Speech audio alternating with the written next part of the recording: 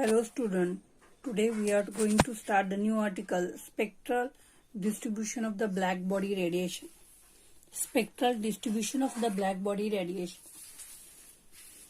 Radiant energy emitted per unit time, per unit area of perfectly black body depends upon temperature and consists of electromagnetic waves of a different wavelength. This energy is not equally distributed.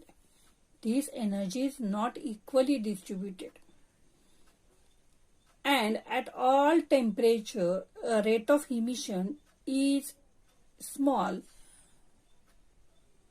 and as temperature increases, it is fast.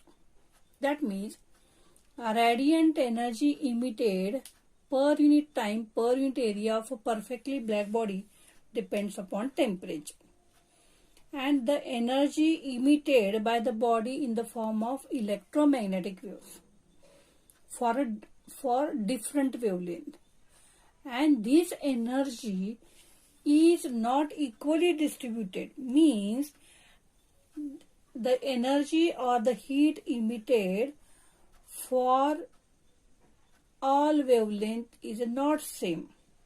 That means for all temperature, for different temperature, the body emit the different amount of energy. That means as the temperature increases, body emit large quantity of radiant heat. And when the temperature is small or for the low temperature, heat emitted by the body is less or small. And as the temperature increases, body emit the large amount of heat or the rate of emission is fast. And this distribution is shown by the Lummer and Pringsheim.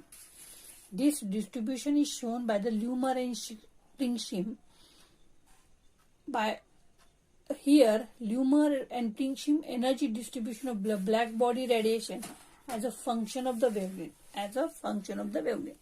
Means here radiant energy जी एखादी body रॅडियंट energy बाहेर टाकते पर unit time per unit surface area कशावर depend आहे, टेम्परेचरवर depend आहे. आणि ही जी energy बाहेर टाकते body किंवा हीट बाहेर टाकते ही कशाच्या स्वरूपात टाकते, इलेक्ट्रोमॅग्नेटिक वेव्हच्या स्वरूपात टाकते फॉर अ डिफरंट वेव्हलेंथ और फॉर ऑल वेव्हलेंथ. आणि ही जी हीट बाहेर टाकते किंवा एनर्जी बाहेर टाकते ती सर्व टेम्परेचरला सारखीच टाकत नाही. जसा टेम्परेचर मध्ये बदल होईल तसं एनर्जी किंवा हीट बाहेर टाकेल यामध्ये सुद्धा काय होतो, बदल होतो.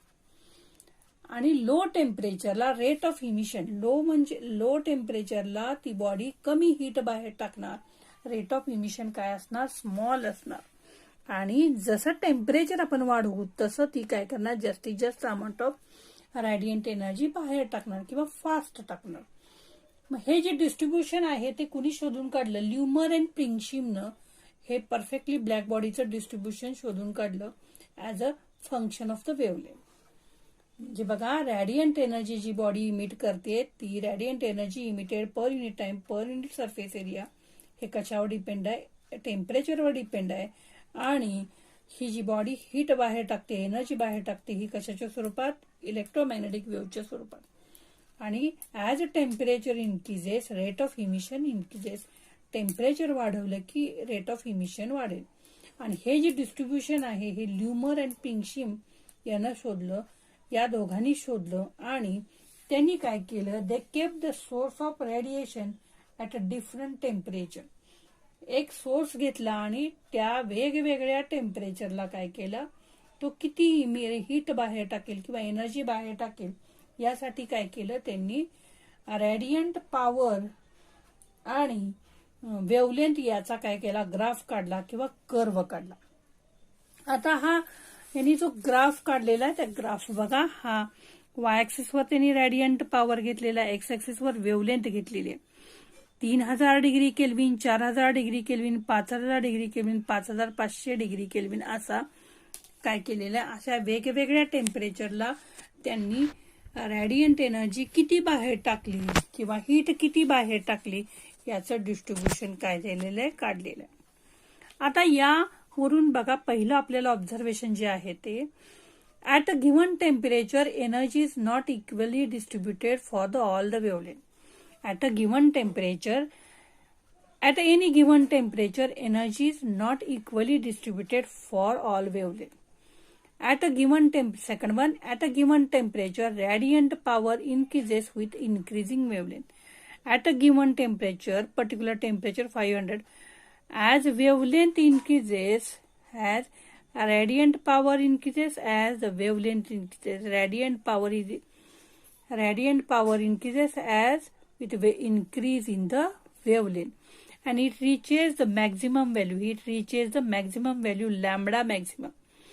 And further then it is decreases with increase in the wavelength. म्हणजे काय बघा की एका गिव्हन पर्टिक्युलर टेम्परेचरला रॅडियंट पॉवर जसं वेवलेंथ वाढवली तसं काय होतं, ही रॅडियंट पॉवर वाढते वाढते मॅक्झिमम होते. एका पर्टिक्युलर ह्याला मॅक्झिमम होते आणि परत फर्दर काय होते ते decrease with increase in the wavelength. Radiant power जी आहे सुरुवातीला काय होते, जसं वेवलेंथ बदलली तसे रॅडियंट पॉवर काय होते रॅडियंट पॉवर काय होते वाढत जाते, एका मॅक्झिममला येते आणि परत ती काय येते कमी येते. Then area under the curve, area under the curve, area this 1 this 3 1 2 3 4 area under the curve represent the total energy emitted per unit time per unit area of a perfectly black body of all wavelength. ह्या जो curve आहे त्या कर्वचा जो area आहे, area under the curve काय दाखवतो, त्या बॉडीनं किती रॅडियंट हीट बाहेर टाकली आहे. And area under the curve increases with increasing temperature. As temperature increases, area is increases. As temperature increases, graph becomes large, or curve becomes large. For this 3000 and this one 4000. Then lambda maximum decreases as with increase in the temperature. Lambda maximum is decreases with increasing temperature. That is, this peak is shifted towards the left. All the peaks are shifted towards the left. And 6.1 is the relation between lambda maximum and temperature. Lambda maximum is inversely proportional to temperature. Lambda maximum inversely proportional to temperature. Therefore, lambda maximum into T is equal to B. That constant is called as a Wien constant. म्हणजे काय बघा की ज्या वेळेला आपण एका particular given टेम्परेचरला energy जी आहे ती इक्वली डिस्ट्रीब्यूट होत नाही. त्यानंतर सेकंड वन जे आहे ते काय तर at a given temperature radiant power जी आहे ती इन्क्रीज होते as increase in the wavelength. एका पर्टिक्युलर ह्याला ती रीच होते maximum and again it decreases.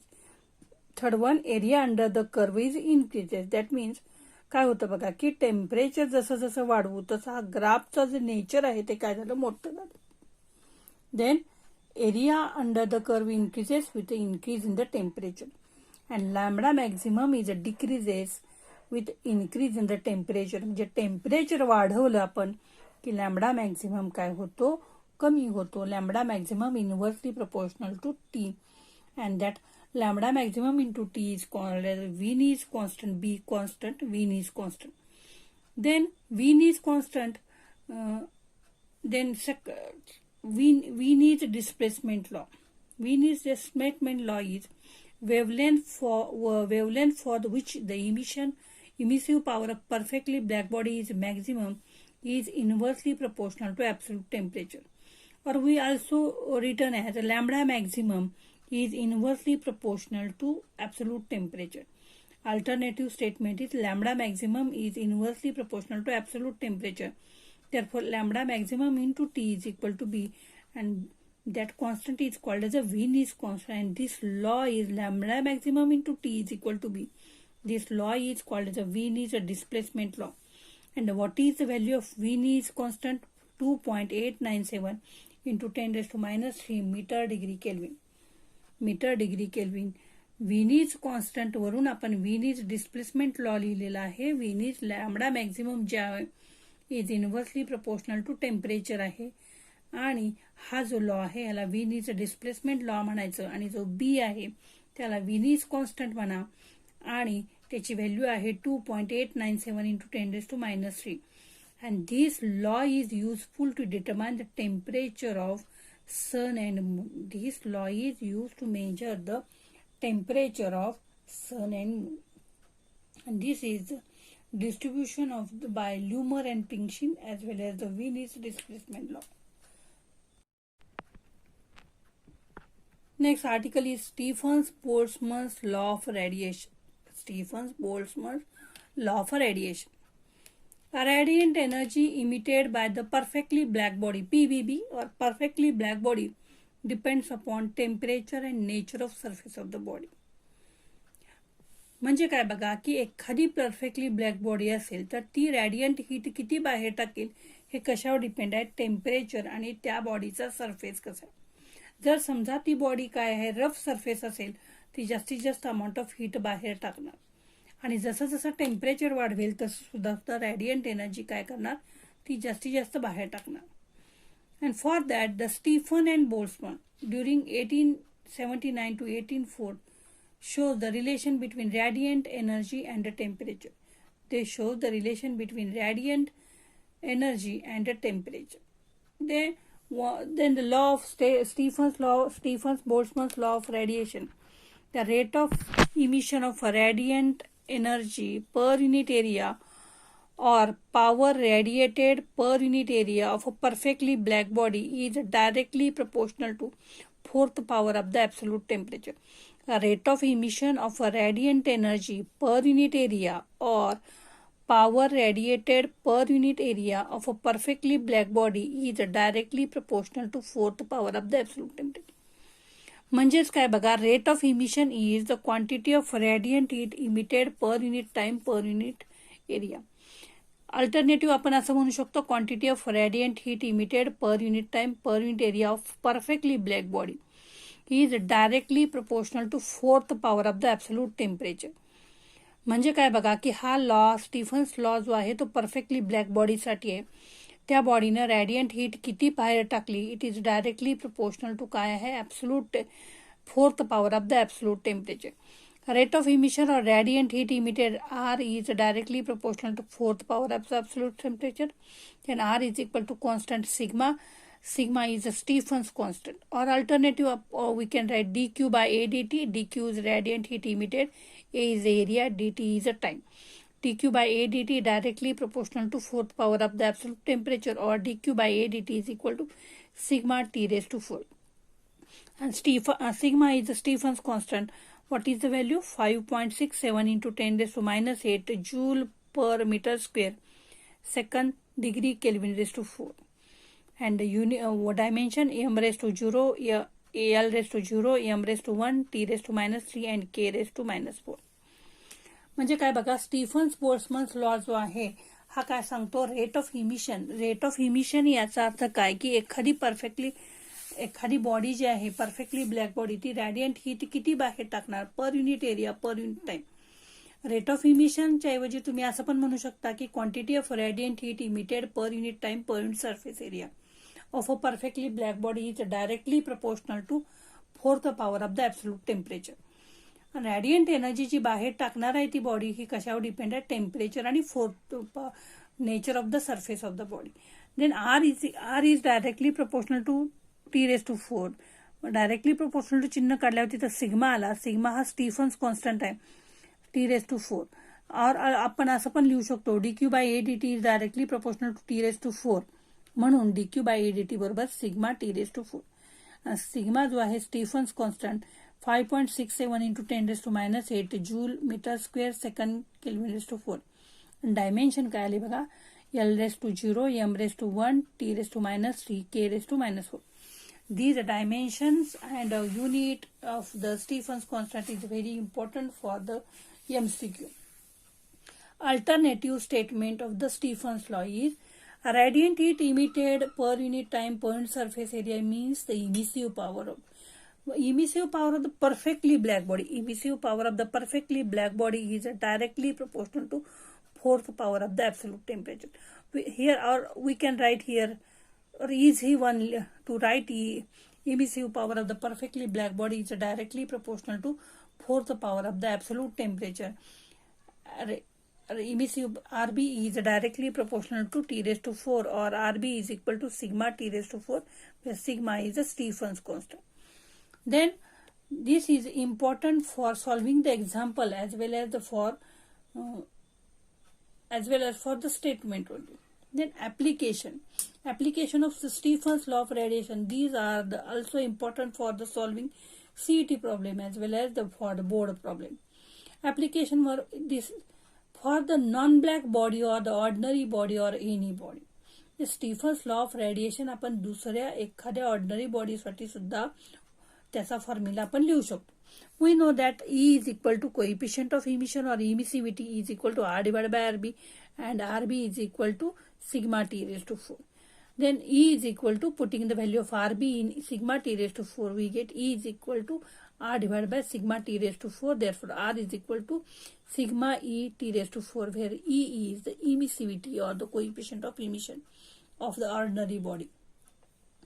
And coefficient of emission for the perfectly black body is equal to काय असतं 1 असतं.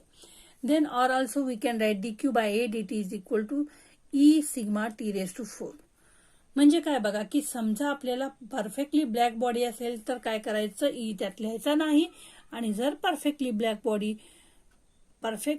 बॉडी असेल तर ई लिहायचा नाही. आणि जर एखादी ऑर्डिनरी बॉडी असेल, नॉन ब्लॅक बॉडी असेल, त्यात फक्त काय बदल करायचा, स्मॉल ईचा. हिअर आर बरोबर काय आहे, सिग्मा टी रेज टू 4. आणि इथं काय बघा, आर बरोबर sigma e T raise to 4 आहे. म्हणजे फक्त बदल स्मॉल ईचा आहे.